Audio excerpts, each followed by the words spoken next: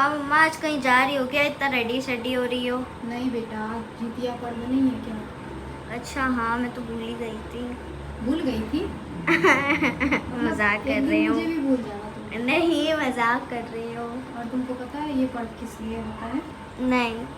Fan को बंद कर दो जल्दी। फैन करती हूँ। आज मैंने भी ग्रीन पहना है एंड मम्मा ने भी ग्रीन पहना है, देखो इसीलिए मैंने मैच पहना, क्योंकि ये पर्व बाबू के लिए ही मैंने किया है।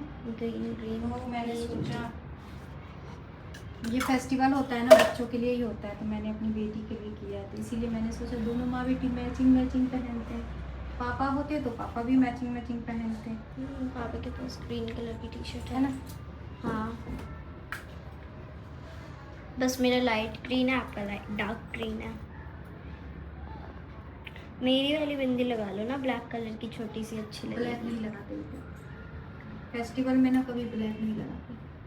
तो गरबा पे क्यों लगाते हैं? वो एक अलग बात है, अपना शौक है, लेकिन ये बहुत बड़ा पर्व है माँ के लिए। ऐसा नहीं है, देखो गरबा पे लगाते हैं, नीचे यहाँ पे होता है ना ये लिप्स के नीचे, वहाँ पे तीन तीन बिंदी लगाते हैं डिज़ाइन करके। ऊपर छोटी सी अच्छी लगती है ब्लैक कलर की। मैं तो लाइक तैयार वैयार होती हूँ ना मस्त ट्रेडिशनल पहन के, चाहे कुछ हो ना हो, मैं तो ब्लैक ही लगाती हूँ, एकदम छोटी सी जो आती है। तुमको अच्छा लगता होगा ना, तुम्हें भी बच्ची हो। अच्छा, बड़े लोग ब्लैक नहीं लगाते बिंदी।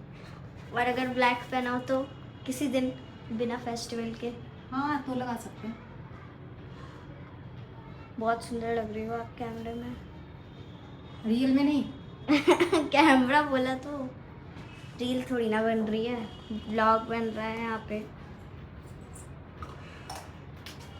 मिरर में अच्छी लग रही है, जो आ रहा है ना ब्लॉग में, ये मिरर इसमें अच्छी लग रही है।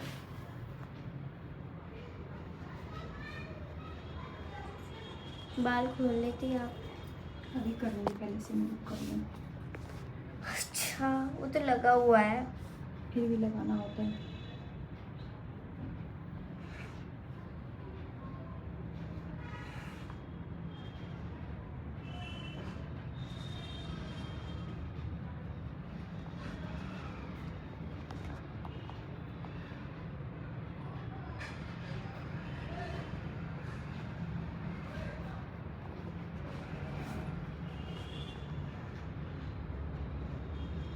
लगा लिया आपने सिंदूर?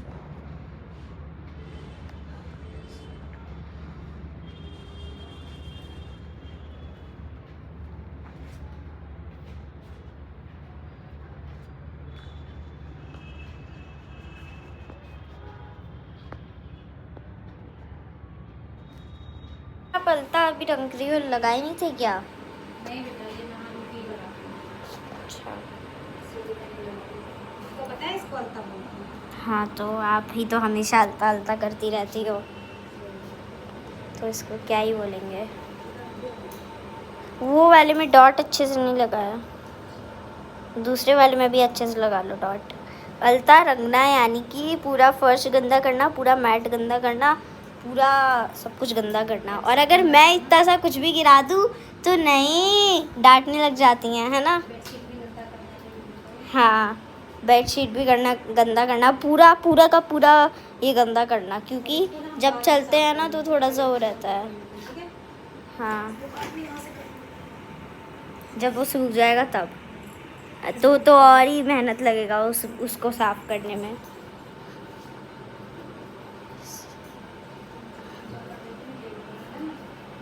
हाँ, बाल मत संवारो, क्यूट लग रही हो आप बहुत। बूटी फुल बूटी बूटी। हाँ, तो ये वाली जला दी, ये दोनों तो अलग ही है कैलोरी की। हाँ, इसी चलाऊंगी पंखा बंद करके, नहीं तो दिया बुझ जाएगा। एसी में ज़्यादा नहीं बुझेगा ना। जाती हूँ। हेलो गाइस, कैसे हैं आप लोग? उम्मीद करती हूँ कि आप लोग एकदम बहुत अच्छे होंगे और जितिया पर्व की आप सभी को दिल से हार्दिक शुभकामनाएं। सारी माँ को, सारी बहन को, सभी को दिल से धन्यवाद, दिल से जितिया पर्व की हार्दिक शुभकामनाएं। तो आप लोगों को जैसा पता है कि मैं भी जितिया व्रत रखती हूँ अपनी बेटी के लिए। यहाँ पे बेटा या बेटी के लिए नहीं रखा जाता है, एक संतान के लिए जितिया पर्व रखा जाता है। तो मैंने भी अपने बच्चों के लिए रखा है। तो यहाँ पे मैं पूजा कर रही हूँ। तो आप लोग देखिए, नॉर्मली जो हम घर में डेली पूजा करते हैं ना, तो पहले तो हम अपना मंदिर में वैसे ही पूजा कर रहे हैं। उसके बाद जो जितियान भगवान का पूजा होता है विधिवत तरीके से, फिर हम वो करेंगे। तो आप लोग ऐसे ही अपना प्यार सपोर्ट बनाए रखिए और देखिए कि हमारे यहाँ जितिया भगवान का यानी कि जितियान भगवान का पूजा कैसे करते हैं। और आप लोग भी किए होंगे तो यहाँ पे जो भी गलती वगैरह जो भी हुआ होगा, भगवान से क्षमा चाहती हूँ, माफ़ी मांगती हूँ। आज के दिन एक माँ कुछ नहीं चाहती है अपने बच्चे के लिए, लंबी उम्र के लिए वो सारी तपस्या करने को तैयार हो जाती है कि मेरा बच्चा एकदम स्वस्थ मस्त रहे और खुशहाल ज़िंदगी रहे, खुशहाल जिए। तो मैं भी वही कर रही हूँ। ये हमारे यहाँ रीति रिवाज है कि बच्चे होने के बाद वो हर एक माँ, चाहे उसको लड़का हो या लड़की हो, जितिया का पर्व रखती हैं। तो देखिए यहाँ पे मैंने जितिया बनवाया है। हमारे यहाँ फर्स्ट टाइम धागा से करते हैं, तो मेरा ये दूसरा बार है। तो पिछली बार मैंने धागा से किया था। धागा शुभ होता है। आप कितना भी सोना चांदी डायमंड हीरा कितना भी चीज़ों का जितिया बनवा लेना, बट जो धागा का रूल है ना, जो चला आ रहा है ना बहुत साल बरसों से, तो वो चला ही आएगा। तो यहाँ पे ना मैंने भी जितिया बनवा लिया था, क्योंकि मेरा ये सेकंड था। मैं अपनी बेटी के लिए सेकंड बार ये व्रत रख रही हूँ। और आप लोगों को पता होगा ये एकदम निर्जला उपवास होता है, माँ का एक तपस्या। और मतलब देखिए आप लोग ऐसे आप लोग नहीं रह पाइएगा, लेकिन हाँ जब कोई तीज त्योहार हो, कोई व्रत हो बच्चों के नाम का, पति के नाम का, तो आपको थोड़ा सा भी चेहरे पे सिकन नहीं होगा। आप एकदम खुशी खुशी रखिएगा, लगेगा ही नहीं भूख प्यास कहाँ गया, कुछ समझ में ही नहीं आएगा। वही हाल यहाँ पे मेरा है। तो अभी हम मतलब घर का जो पूजा होता है हमने वो कर लिया। फिर ना हमारे यहाँ डलिया भरते हैं अपने बच्चों के नाम से, भगवान के नाम से, अपने जिनके लिए हम कर रहे हैं उनके नाम से। तो मैंने यहाँ पे ना, मेरे मंदिर में उतना स्पेस नहीं है, बैठ के हम पूजा नहीं कर सकते सही से, खड़े होके करना होता है। तो फिर हम ना यहाँ पे नीचे बैठ के अपना सारा सामग्री रख के अपना मतलब डलिया भरने का विधिवत तरीके से कर रहे हैं। तो हमारे यहाँ ना डलिया पीतल या मतलब वो लकड़ी का जो होता है बांस का डाल में, उसमें भरते हैं। तो पहले मैंने यहाँ पे किया सिंदूर अपने जितियान भगवान के नाम से। फिर यहाँ पे जो भी हम पान सुपारी वगैरह जो भी होता है, अच्छा चावल चना मटर जो होता है वो सब रखना होता है। हमारे यहाँ ऐसे ही होता है। वैसे बहुत कुछ रखते हैं, जैसे बांस का पत्ता, जील का पत्ता। और अभी मेरे घर में थोड़ी सी परेशानी चल रही है, इस कारण मेरे हस्बैंड मतलब यहाँ नहीं है, दिल्ली में नहीं है, वो बाहर हैं घर से, मम्मी के घर में है। तो इसलिए थोड़ा सा मतलब यहाँ पे बहुत सारी चीज़ों की कमी हो गई, जो मुझे अवेलेबल नहीं मिल पाया। मेरे हस्बैंड होते तो शायद वो सब कुछ मेरे लिए लेके आते हैं, मेरे बच्चों के लिए वो सब कुछ करते हैं कि जो कि एक पापा को, एक पिता को करना चाहिए। फिर भी मैंने हर कोशिश हर संभव किया था, जितना हो सका मैंने अपने हिसाब से किया था। अब बांस का पत्ता कहाँ मिलता है मुझे कुछ पता नहीं था, कहाँ से लाऊं नहीं लाऊं। तो फिर यहाँ पे ना हमारे यहाँ 5 तरह का फल और चूड़ी टिकली सिंदूर वस्त्र, पिछले साल जब मैं उठाई थी ना, तो साड़ी वगैरह जो होता है ना वो सब भी हमने चढ़ाया था।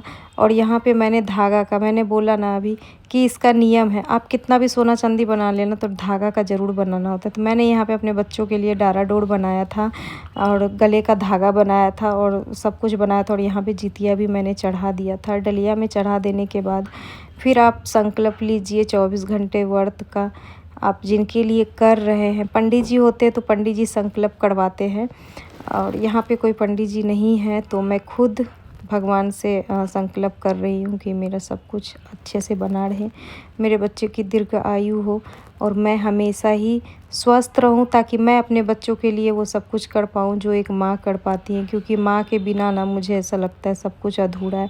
एक बच्चे के लिए ना माँ ही होती है जो कि वो सब कुछ कर सकती है, सब कुछ निभा सकती है। पिता भी करते हैं, मैं ऐसा नहीं कहती हूँ। मेरे हस्बैंड बहुत अच्छे हैं और वो मेरी बेटी से बहुत प्यार करते हैं, इतना प्यार करते हैं ना कि शायद ही मतलब शायद ही कोई पापा इतना अपने बच्चे से प्यार करते होंगे। वो हमेशा बाबू से बहुत ज़्यादा प्यार करते। तो यहाँ पे हमारा आरती वगैरह जो था वो मैं कर रही थी। फिर हमारा यहाँ पे डलिया वगैरह भरा गया था। फिर भगवान से प्रे किया, हमेशा खुश रहे सभी, माँ के बच्चे को खुश रखिएगा। आज के दिन मैं यही मांगूंगी, जिनके बच्चे नहीं हैं माता रानी उनको बच्चा प्रदान करे, उनकी गोद भरे।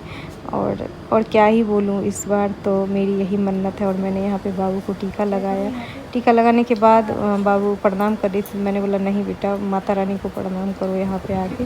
तो फिर उसने प्रणाम करने के लिए मैंने बुलाया तो वो आई। फिर भगवान जी से प्रे किया।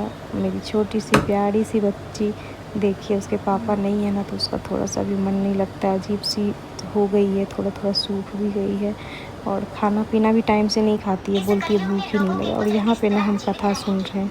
हमारे यहाँ कथा सुनना ज़रूरी है, तो आप लोग भी ऐसे ही अपना व्रत करिए। नहीं, जैसे आपके फैमिली में होता है वैसे करिए। तो आप लोग बने रहिए ब्लॉग में और देखिए यहाँ पे हम कथा सुन रहे हैं। गौतम ऋषि ने कहा, जब महाभारत युद्ध का अंत हो गया और द्रोण पुत्र अश्वत्थामा के द्वारा अपने पुत्रों को मरा देखकर सब पांडव बड़े दुखी हुए, तो पुत्र के शोक से व्याकुल होकर द्रौपदी अपने सखियों के साथ ब्राह्मण श्रेष्ठ धौम्य के पास गई। और धौम्य ऋषि से द्रौपदी ने कहा कि हे विप्रवर, कौन सा उपाय करने से बच्चे दीर्घायु हो सकते हैं, कृपया कर विस्तार से बताइए। धौम्य ऋषि बोले कि सतयुग में सत्य वचन बोलने वाला, सदाचार करने वाला समदर्शी जीवतवाहन नाम का एक राजा था। एक बार वह अपनी स्त्री के साथ अपने ससुराल गया और वहीं पर रहने लगा। एक दिन आधी रात के समय पुत्र के शोक से व्याकुल एक स्त्री रोने लगी, क्योंकि वह अपने बेटे के दर्शन से निराश हो चुकी थी। उसका पुत्र मर चुका था। वह रोती हुई कह रही थी कि हाय, मुझ बूढ़ी माता के